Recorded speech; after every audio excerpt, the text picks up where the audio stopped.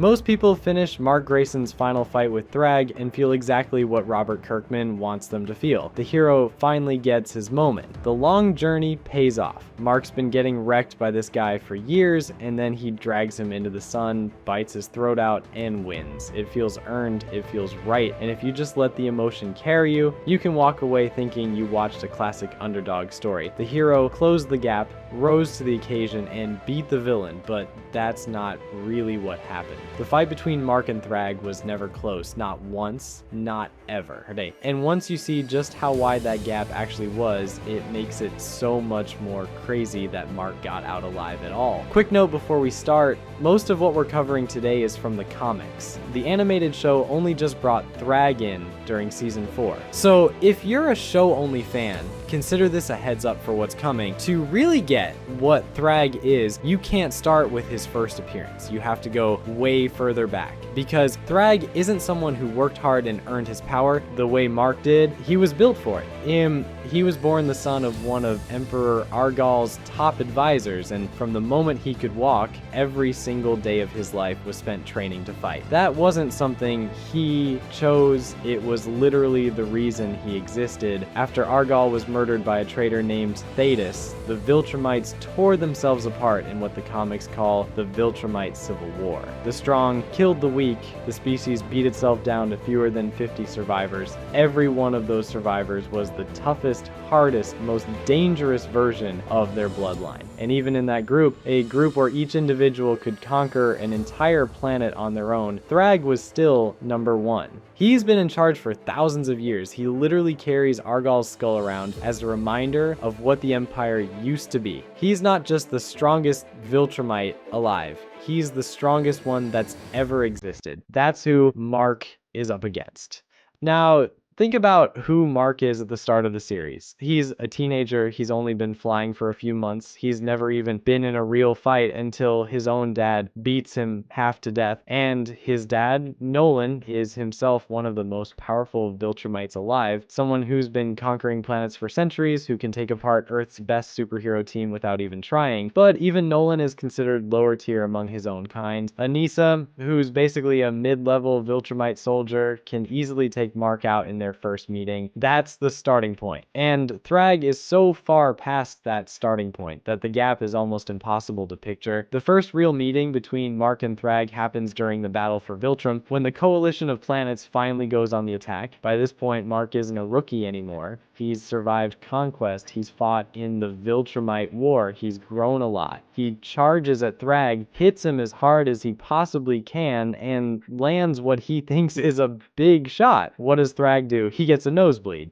That's it. Then Thragg turns around, grabs Oliver's punch, rips his arm off, and breaks his jaw at the same time. Nearly kills him, and then runs Nolan through when he tries to help. And after all that, Thragg decides to let them live. Not because he respects them. He tells Craig that even hybrid Viltrumites are too useful to just throw away. Mark and Nolan aren't worth finishing off. He just doesn't bother. There's nothing more humiliating than an enemy deciding you're too weak to be worth killing. Even worse when they spare you as part of a plan to use you. Right after this, things take a turn. The other Viltrumites find out that Nolan is actually the son of Argal, which makes Mark the rightful ruler of the Viltrum Empire, and they go after Thragg. It's actually Nolan who has to step in and ask them to let Thragg live. The guy Thragg just stabbed saves his life. But the key point still stands. Without that twist, without the bloodline reveal flipping everything at the last second, Mark and Nolan are dead. Thragg had already decided that. The best way to really gauge how far above everyone Thragg sits is to look at the people around him. Start with Conquest. Conquest is one of the scariest fighters in the entire Empire. A warrior who has been taking over planets for thousands of years, and someone the series spends a lot of time building up as a massive threat. He nearly kills Mark in their first big fight, putting him out of action for months. The second time they fight, Mark only wins by strangling Conquest in space, while Conquest is ripping him open at the same time. That's what it takes to beat Conquest, and when Conquest comes back to the ship after losing, he doesn't come back acting tough. He drops to his knees in front of Thragg and begs. He's shaking. He's terrified. Thragg calls him an animal and thinks about just killing him on the spot. He only keeps Conquest alive because he's still useful. The same guy who almost killed Mark twice is nothing to Thragg. I mean, if you watch the show, you already know what Battle Beast does to Mark. In season 2, he puts Mark in the hospital for weeks. From a fight he chose to stop early because Mark wasn't a worthy opponent yet. He could have killed him. He just didn't feel like it. That's the level Battle Beast operates at. And in the comics, that same Battle Beast shows up on Thraxa to fight Thragg. What happens next is basically the most important fight in the whole series for understanding where Thragg stands. Battle Beast isn't a soldier. He's not part of any army or empire. He's basically spent his whole life flying around the universe looking for someone good enough to kill him. Fighting is all he is.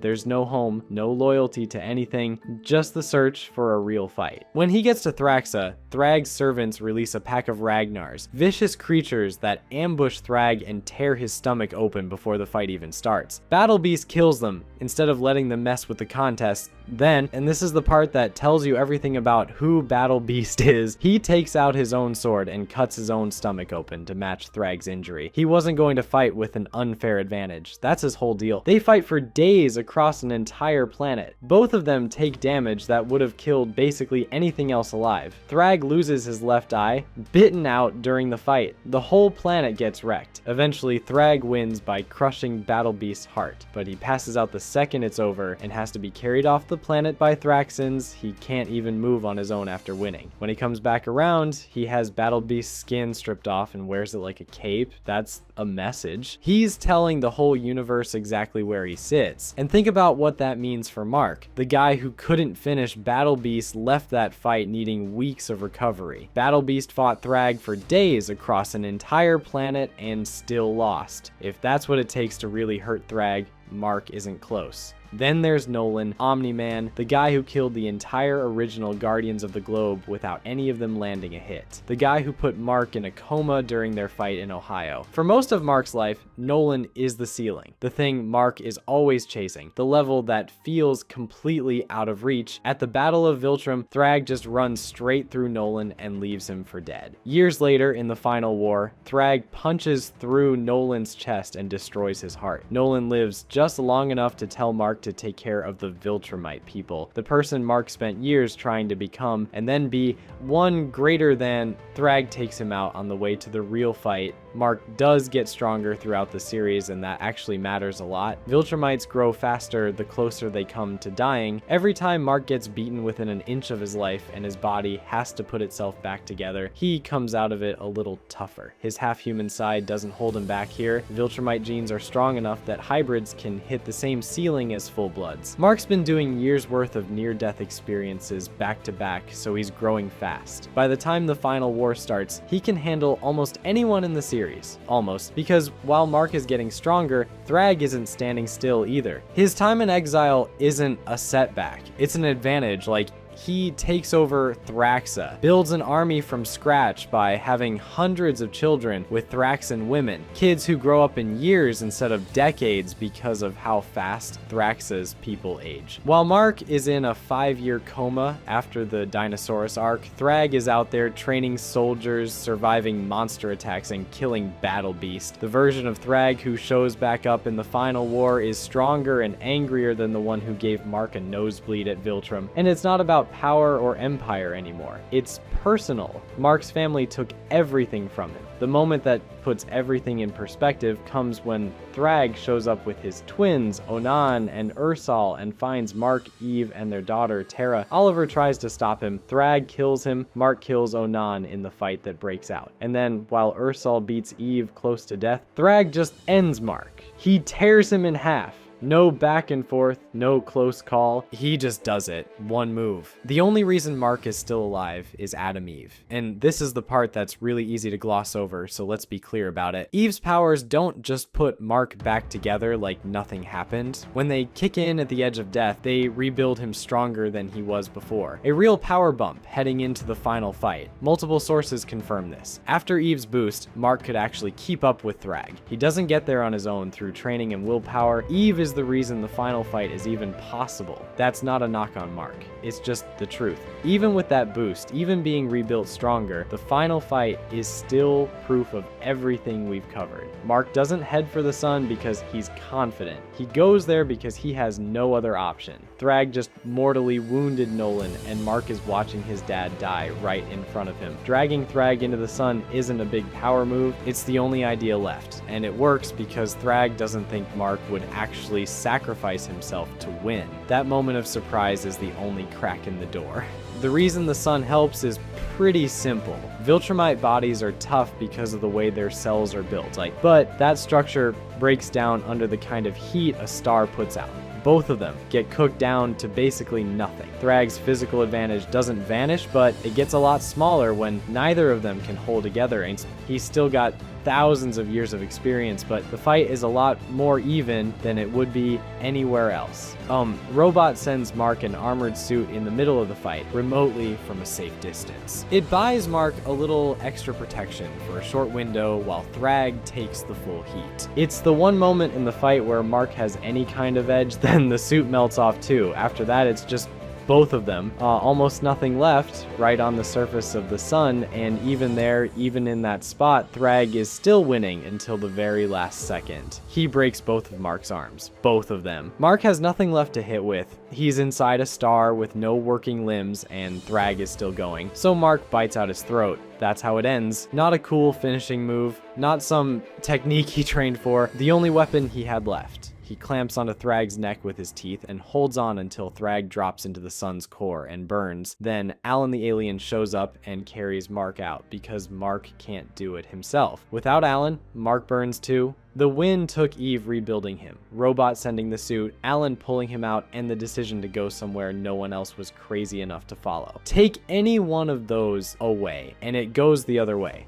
None of that makes it less impressive. Actually, it makes it more impressive. Most stories tell you the hero wins because he worked hard enough and got strong enough to beat the bad guy straight up. Invincible isn't telling that story. It's saying some problems can't be fixed by getting stronger. Thragg was built to be unbeatable, and no amount of training was ever going to change that. So instead of trying to be stronger, Mark changed where the fight happened. He found the one thing Thragg didn't see coming, that Mark was okay with both of them dying, and he used it, then held on 1 second longer. That's the whole thing. That's what Invincible means. Not that you can't be hurt, not that you can't be beaten, not that someone can't literally rip you in half. It means you don't quit. It means that when you're up against someone who killed your dad, who tore you apart in front of your kid, who wears a dead fighter's skin like a trophy, you find the one sliver of a chance that exists, and you hold on to it until it's done. The fight was never close. It was never going to be. And the fact that Mark found a way through anyway, with both arms broken, burning alive inside a star,